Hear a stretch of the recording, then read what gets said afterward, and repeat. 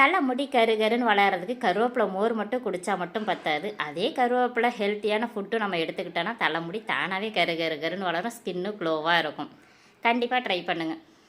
முழு பச்சை பயிரை நான் ஒரு ஃபுல் கிளாஸ் எடுத்திருக்கேன். சின்ன கிளாஸில் மைசூர் தால் எடுத்திருக்கேன். இந்த கிளாஸ்லேயே கால்வாசிக்கு நான் கடலப்பயிறு எடுத்திருக்கேன்.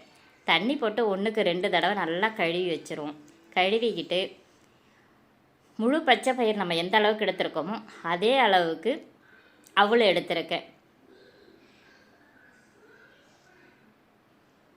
தண்ணி போட்டு நைட்டு ஃபுல்லாக ஊற வச்சிரும். காலையில் எடுத்து பார்த்தோன்னா நல்லா பதன்னு ஊறி போயிருக்கும். அப்படியே மிக்ஸி ஜாரில் போட்டுக்கிட்டு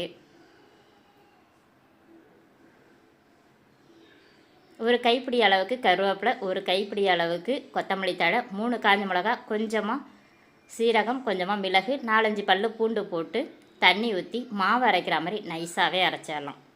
இந்த தோசை இந்த மாவு புளிக்கணும்னு அவசியம் இல்லை, அப்படியே நம்ம ஊற்றலாம்.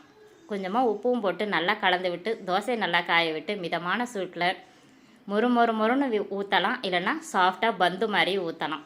இந்த தோசை காலையில் டிஃபனாகவே எடுத்துக்கலாம். முட்டை ஊற்றி நீங்கள் எடுத்துக்கிட்டிங்கன்னா நாள் ஃபுல்லாகவே எனர்ஜெட்டிக்காக இருக்கும்.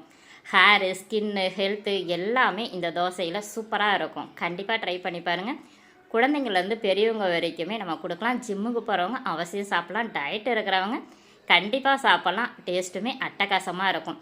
இதுக்கு காரச்சாரமான ஒரு சட்னி வச்சு சாப்பிட்டோன்னா சர 4 தோசை கூட இறங்கும். காலையில் இந்த உணவாக எடுத்துக்கோங்க, இன்னுமே சிறப்பாக இருக்கும். கண்டிப்பாக ட்ரை பண்ணி பாருங்கள்.